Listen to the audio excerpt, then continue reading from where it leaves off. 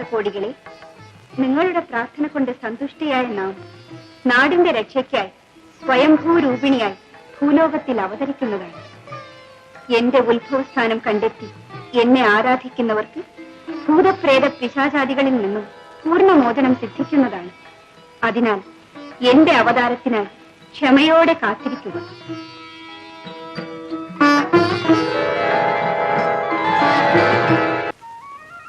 വർഷങ്ങൾ കടന്നുപോയി.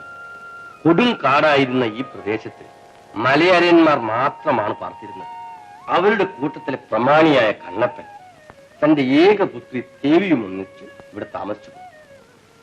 നിത്യവും ഒരു പശുവിന്റെ കഴുത്തറത്ത് അതിന്റെ രക്തം തന്റെ ഇഷ്ടദേവതയ്ക്ക് ബലിയർപ്പിച്ച ശേഷം ആ മാംസം ഭക്ഷിക്കുക എന്നത് കണ്ണപ്പന്റെ ഒരു പതിവായി. ഒരു ദിവസം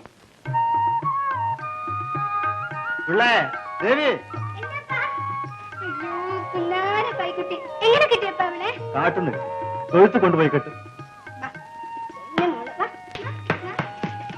വെക്കം വരണം, അപ്പൊ പശിക്കണം.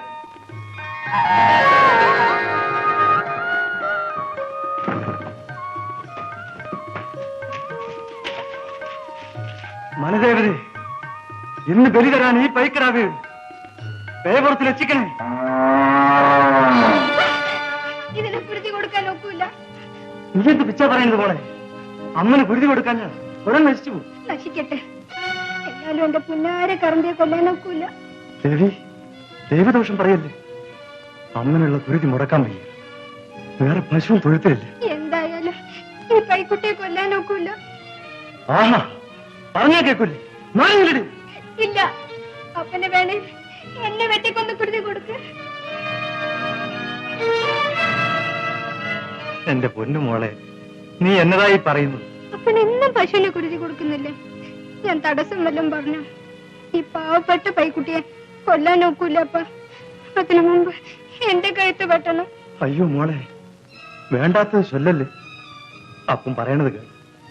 കുരുതി മുടങ്ങിയ ദൈവദോഷം വരൂല്ലേ? പിഴയറിയാത്ത പൈക്കുട്ടിയെ കുരുതി കൊടുക്കുന്നത് കൊടും പാവാണപ്പ. എന്റെ അപ്പൻ ഈ പാവം ചെയ്യരുതേ. മോൾ അപ്പനെ വിഷമത്തിലാക്കിയല്ലേ. അപ്പൻ എന്തോ ചെയ്യും? കുരുതി വേണ്ടെന്ന് വെച്ച് ഒക്കില്ല, ഒരിക്കലും ഒക്കില്ല. എങ്കിൽ ഈ മോളെ വെട്ടി കുരുതി കൊടുക്ക്. നീ അത് പറയല്ലേ. തള്ളയില്ല പിള്ളയായ നിന്നെ പുന്നാരിച്ചു പോറ്റിയത് കഴുത്തിൽ കത്തിവെക്കാനാണ്. എന്റെ പൊന്നു മോളെ, നീയല്ലാണ്ട് ആരുണ്ട് ഈ അപ്പന്? എങ്കിൽ ഈ പൈക്കുട്ടി ഇവക്ക് തരൂലേ? തരൂലേ അപ്പ? അപ്പന്റെ ദേവിക്ക് തരൂലേ? എന്റെ കുരുതി, മലദൈവങ്ങളെ, ഇവന്റെ പിഴ പൊറുക്കണേ. പൊറുക്കും അപ്പ, കട്ടായം പൊറുക്കും. മിണ്ടാപ്രാണിയുടെ ചോര ഒരു ദൈവത്തിന് രുചിക്കൂല. ശരി, എന്റെ പിള്ളേരുടെ ഇഷ്ടം തന്നെ നടക്കട്ടെ. എന്റെ കുഞ്ഞാര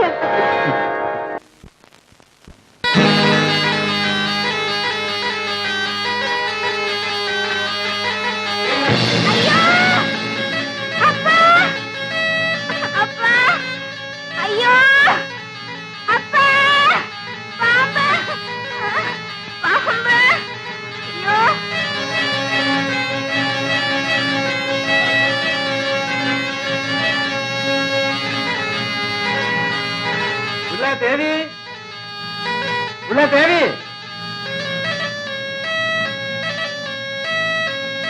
ദേവി, ദേവി,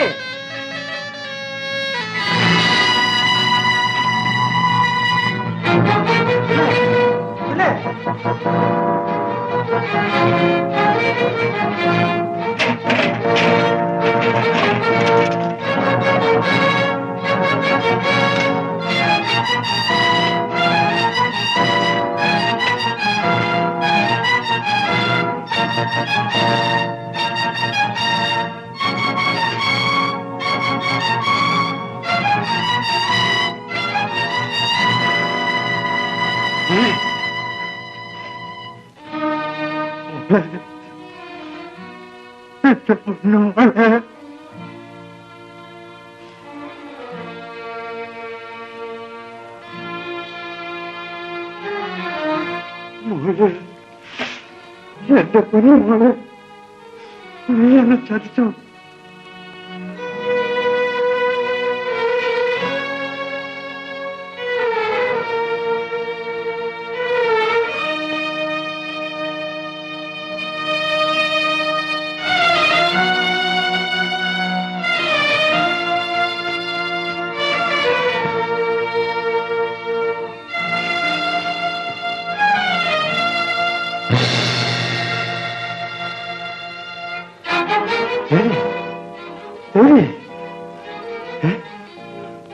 നിന്റെ ജീവൻ രക്ഷിക്കാൻ പച്ചമരുന്നുമായി ഞാൻ വന്നപ്പോഴേക്കും നീ എവിടെ പോയി മറന്നു?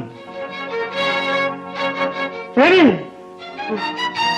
എന്റെ മലദൈവങ്ങളെ, എന്റെ പുള്ളി എവിടെ പോയി? ഇതെന്തൊരു മറിമായം?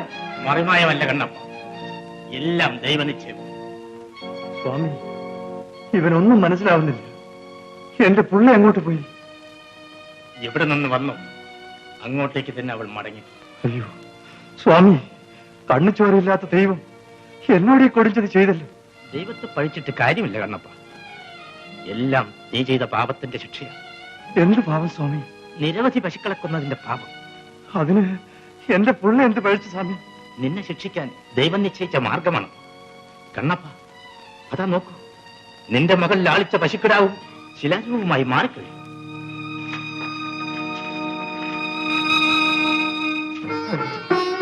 സ്വാമി, ആ പൈക്കുട്ടി കല്ലായി പോയില്ല. വെറും കല്ലല്ല കണ്ണപ്പ, സാക്ഷാൽ ലക്ഷ്മിയുടെയും ശ്രീനാരായണന്റെയും സാന്നിധ്യമുള്ള ശിലാവിഗ്രഹമാണിത്.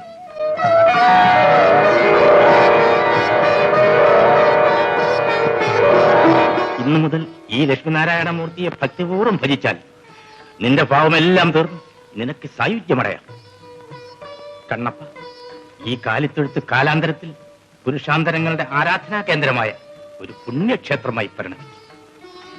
അന്ന് മറ്റൊരു ജന്മം പൂണ്ട നീയും ആ പവിത്ര സന്നിധിയിൽ ആരാധനയ്ക്കായി വന്നു.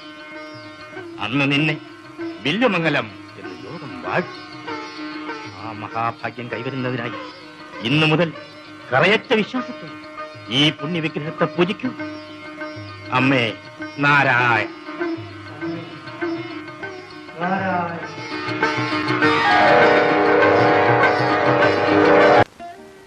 ആ സന്യാസി സാക്ഷാൽ പരാശര മുനിയായിരുന്നുവെന്നാണ് ഐതിഹ്യം ഘോഷിക്കുന്നത്.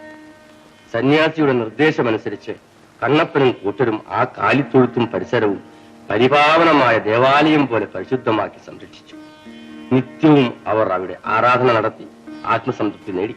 അമ്മേ നാരായണ, അമ്മേ നാരായണ, ലക്ഷ്മി നാരായണ, ലക്ഷ്മി നാരായണ, ഭദ്രേ നാരായണ, ഭദ്രേ നാരായണ, ദേവി നാരായണ, ദേവി നാരായണ. കാലപ്രവാഹം അനുസ്യൂതമായി തുടർന്നു. ആ അപ്രതിഹതമായ പ്രവാഹത്തിൽപ്പെട്ട് കണ്ണപ്പനും കൂട്ടരും അന്തർധാനം ചെയ്തു. അവരുടെ പിന്മുറക്കാർ പുതിയ മേച്ചിൽപ്പുറങ്ങൾ തേടി പോയി. അതോടെ ആ പ്രദേശം കാട് കൈയടക്കി. കണ്ണപ്പനും കൂട്ടരും കരളലിഞ്ഞ് ആരാധിച്ചിരുന്ന ലക്ഷ്മിനാരായണ വിഗ്രഹം ആ കൊടുങ്കാട്ടിനുള്ളിൽ. കാലമാകുന്ന മഹാവൃക്ഷത്തിലെ ഇലകൾ പലവട്ടം വീണ്ടും കൊഴിഞ്ഞു. ആ പ്രദേശം മറ്റൊരു ജനസമൂഹത്തിന്റെ പാദസ്പർശമേറ്റ് പുളകം പൂശി.